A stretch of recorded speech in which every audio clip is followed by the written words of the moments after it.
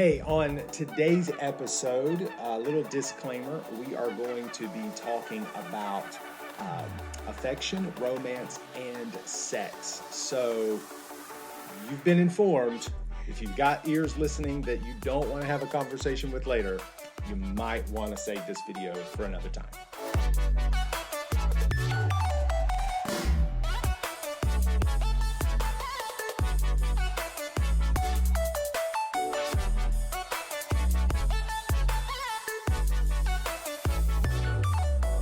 When was the last time you had sex with your spouse?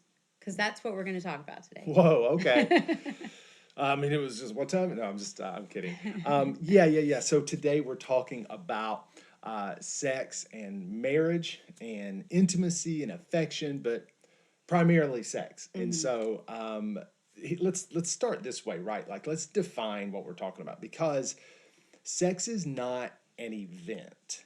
I know that's kind of how many of us think about it, but on the Hope and Josh YouTube channel, we don't want you to think about sex like a roller coaster ride. Okay, you know what I mean? Like it's fast. There's a lot of up and down, and it's over in a couple minutes. And that's a long ride. Like a couple minutes would be a long time. So that's not what we're talking about. We're talking about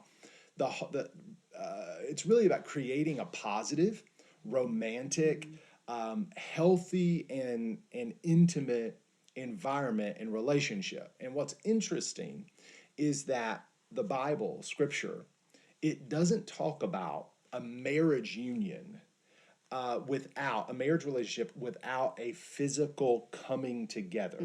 So it's not optional, honestly. Like sex in marriage is not optional. We understand there may be health issues, there may be extenuating circumstances. There may be seasons Even of things that even Paul talks about that. You know, there may be times where you intentionally decide to not pursue that because you're seeking, but then he says, hey, when that's done, come back together, and quick, come back together quickly. So the Bible is really clear on really the importance and value of husbands and wives becoming one. But there's a lot of roadblocks to that. Yeah. I mean, we've coached and counseled with a lot of people in marriage relationships, and there's a lot of different things that can create issues. So here's what we're going to do. This is really a two-parter. So if you watch this one, make sure you tune in next week for part two, because today we're going to kind of talk about those things that can be issues, kind of roadblocks, if you will, on the road to sexual intimacy. So let's just kind of dive into that. So our culture is a roadblock to sexual intimacy between two people who are married, because our culture does not have a healthy view of sexuality at all. Oh, gosh. Like we're all very familiar, right? Yeah. And even when our culture is trying to be, they would say like moral or ethical, even when they're trying to talk about respecting human beings and all of that, they still fall short. Okay, they still don't equip us to be in healthy relationships, because there's a difference between morality and holiness. The holy. Say that again for people in the back. There's a difference between morality and holiness. Wow. Yeah. Wow. There's a difference between morality and holiness. Yeah, That's and I think so we get good. really confused in the United States about this, because we are a culture who claims to, at least the Christians like to brag about our country being founded on the Bible. But that does not mean that everything you hear in culture or coming from leaders or television or whatever in our country is holy. That does not mean that it comes from the Bible. Good. And so you can't just assume. And so much of what culture teaches us about sex is actually rooted in lies from the enemy. It's rooted in lies from hell. And it's things like, you're really not enough. So, you can try, but you're gonna he's going to need some extra things, or the lie of it's all about performance, right? I mean, that is the message that culture sends us, that it's all about performance. Wow, yeah. There's a lie about it's just sex or it's just pornography. This is just what men and women do.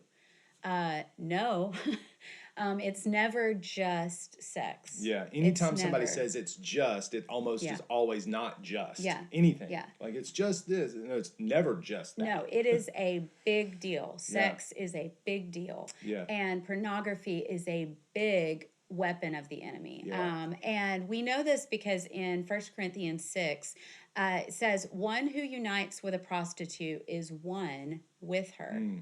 Okay. And so sexual relationship is about the mingling of souls and spirits, not just the body. Yeah. We cannot separate the parts of ourselves. We cannot separate our body from our spirit. Yeah. And so when we have sexual relations with someone, that is a mingling of souls and spirits. Wow. That's so good. So good. I also think, talking about just kind of different roadblocks, I think the way people perceive themselves, like either their mental health or emotional health. I think about like shame and guilt and anger and depression. All of those things can really be a roadblock to intimacy, and sometimes it kind of like what you were saying with the cultural doctrine of performance and you're not enough, like the shame that people feel when they are, there's a show that I think it was on Discovery Channel, Naked and Afraid, right? I think a lot of us live naked, like when we're naked, we are afraid, or maybe even like naked and ashamed. Yeah. I think is a way a lot of us live in like relation to our own physical body. We live naked and ashamed, which is exactly the opposite of how God intended. And he the original design, like Genesis 2 talks about a man leaving his father and mother and joining to his wife, creating their family. The two are united into one. And what's so cool about that passage, it says that the man and wife were both naked and felt no shame. And so I think a lot of times that perception of ourselves, shame, the guilt, because I mean, we grew up in the True Love Waits era. Yeah. And there's a lot of good things that came out of that. But one of the things that I've seen is like the perception that we have about sex itself as like guilt, like dirty and gross. It's like that, it's internal tape that just gets played that really can become a roadblock because of something in our own kind of mind and perception. Right. Yeah. You know what I mean? Yeah, absolutely. Yeah. I also think about things that can be issues. It's just like being tired. Yeah. You know what I mean? That's a real thing. Yeah. Like being exhausted or being overworked. Yeah. I mean, we're living in a day, like people we're working a lot. Yeah. Like we are. And even people who aren't working a lot are still like working a lot. Yeah. And I think it's really a shame that we would live in such a way that we give all of ourselves, all of our energy outside of the relationship, so that when we come together, the only thing I have to offer you are the leftovers. That I've fed everybody else the best food that I have to offer, and so all I've got for you is like microwaved, frozen food or something. It's just like a leftover thing. And I think that can really inhibit sexual intimacy. And I think we just got to be like, we got to have more intentional planning. Yeah. It's so sad too, because most of us didn't end up in an arranged marriage, right? So there were days, months, years of our relationship where we didn't have time for anything else. It was just like, how much time can I spend with you? Yeah. And then you get married and the world heaps on all of the expectations and what that means. And people find themselves years later, sometimes not that many years later, caught up in all of that and really just like, oh, okay, Yeah, I'll spend time with you, sure. Yeah. You know. And the heat, like, what's interesting is in those days where we're spending all the time together Uh-huh. or like desiring to, there's a heat, Right, like there's yeah, yeah. a spice Yes. that's between us. And then like, it's the more time that we spend apart, you would think that the heat would grow stronger, but it doesn't. It grows cold. Also think about kids. A Yeah, lot of us have yeah. like we have kids. We have 5 kids, and they we love our children, but we can't let our children be a roadblock. Right. Because before we were mom and dad, we were husband and wife. Yeah.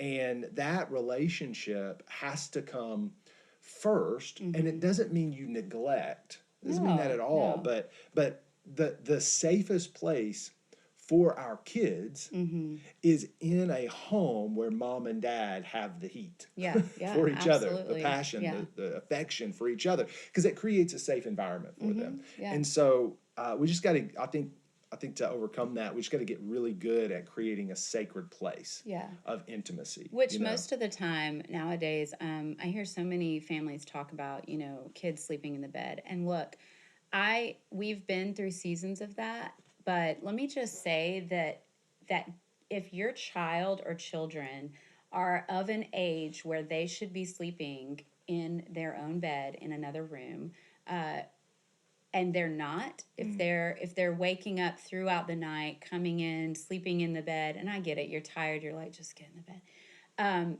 If that's happening on a regular basis, it is absolutely critical to your marriage and your intimacy in your marriage that you address that. Whether that's talking to their doctor and saying, look, this is really what we're struggling with, do you have any tips? Maybe it's just taking a season to really intentionally work on that, just like you would potty training or something. None of us just go, well, I guess they're he's just never gonna, just going to get that, yeah, so we'll just live this way. No, like you address it because it's like, this is going to make things better and make them more independent. And so doing that, addressing that is critical to yeah. create that sacred place where children are not there for a time. And it actually makes you a better mom and dad. Yeah, That's the thing. yeah. Like the better husband and wife you are, Yeah. sharing that makes you a better, like it's the Absolutely. best thing Yeah. for them. So Yeah. what else? What are some other, like what comes to your mind when we talk about kind of roadblocks to that Yeah, I mean, I sexual think intimacy? about stress, just like life stress, things that are out of our control, that we really can't prevent, but we encounter things like family stress or extended family stress. Maybe you have stress at your job, or maybe you've recently lost a loved one and there's grief that you're working through and dealing with. All of this is stress that can come in and try to invade that intimacy in that time. So, what do you have to do? You have to create open lines of communication. You have to really talk through the minutia of what you're feeling and explaining it to your spouse. Like, look, today this is how I feel. Will you just sit in this with me? This is where I'm at today. But you have to talk about it, because the longer you don't and you're just kind of reacting to one another's like signals or whatever, you're going to put it off and you're going to get further detached from each other. And it's really important to just say, like, yes, I lost my, loved one in my family. That meant something to me. Maybe they don't feel what you feel, but you can invite them into that and say, look, right now I need you to be intimate with me in this experience that I'm walking through. Don't try to do it yourself. Yeah. And sharing, intimacy in those stressful situations. Yeah. Actually, it's all about, again, what did we say sex was? It's about creating a positive, romantic, healthy, sexually intimate environment. And so when we invite someone into that vulnerable pain or vulnerable stress that we're experiencing, we are creating an intimate environment from which sexual activity really can blossom and spring forward. I was also thinking, you mentioned, feelings. What about the person that would just say, I'm not really in the mood. I don't feel it. I don't feel in the mood. Like, what would you, because this is a statistic I'm making up on the spot, but I would say 80%, maybe 90% of men have never been not in the mood. Just stereotypically, Yeah. if you're just go with me. So that does tend to come from Yeah. one particular partner in the relationship. Yeah, but it is a look, you cannot, ladies, I'll just talk to you because I don't know what it's like to be a man. You cannot multitask sex. You can't multitask sex. You are going to have to be intentional to put things aside. And even if you're having trouble like switching into that, that zone, switching into that mood or whatever, just take steps forward. If you have a loving, safe, healthy relationship with your spouse, and they're pursuing you in that way, I mean, chances are they're picking up on a need you actually do have that you aren't addressing in yourself. You're busy trying to just keep everything together over here. And they're like, no, we need to spend time together. And just kind of taking steps forward and towards that. The, you know, it, your feelings will follow. Yeah. Your decision to do that, your feelings will follow. It's just like if I was going through something and you said, hey, I think we need to talk. Yeah. I shouldn't resist that. I should sit down and say, you're probably right, let's talk. So it's like choosing to walk together and not try to do all your own thing. And I would say to the men, right? Like you can't just be a jerk all day No. and expect fireworks in the bedroom. And you can't have a cold startup either. Right. Like that's not like no. No. Like you can't just be detached and isolated and go Right. sit in your man cave until the lights go out and then Yeah. expect to be, Don Juan, Right. whatever. It's like I love that you said cold startup, right? Like cold engines don't crank up very No, easily. You got to kind of warm, you Yeah. got to create. It's that whole romantic, positive, healthy environment. Right. And what do you know about me? It's not just like, let me rub her shoulders, let me kiss her right now while she's trying to wash the dishes. No. Right, no. It's things like, let me just wash the dishes. Yeah. Let me take care of the thing that I know is going to be an obstacle for my spouse. Let me go ahead and take care of that so that's not even in it. It's having Let me get the kids in bed. Let me it's get them a having the bath. foresight. That is foreplay, right? Yeah. It's like let me show you how much I want to spend time with you by making sure we can spend time together. Would really help. I love, there's a passage in Romans chapter 12, verse 10 that says, love each other with genuine affection. And I think like that's what, like, how can, as husbands and wives, how can we love each other with genuine affection and take delight in honoring each other? Yeah. And I think if that doesn't apply to anywhere else, it certainly applies to spouses. Like, I think if we just have that mentality of I want to love you with a genuine affection, and I'm going to it's not going to be a burden to honor you. I'm going to take delight in honoring you. If we could grasp that mentality, we would be so far down the road in creating a positive, romantic, healthy, sexually intimate environment. Yeah. So, well, thank you so much for joining us today. This is part one.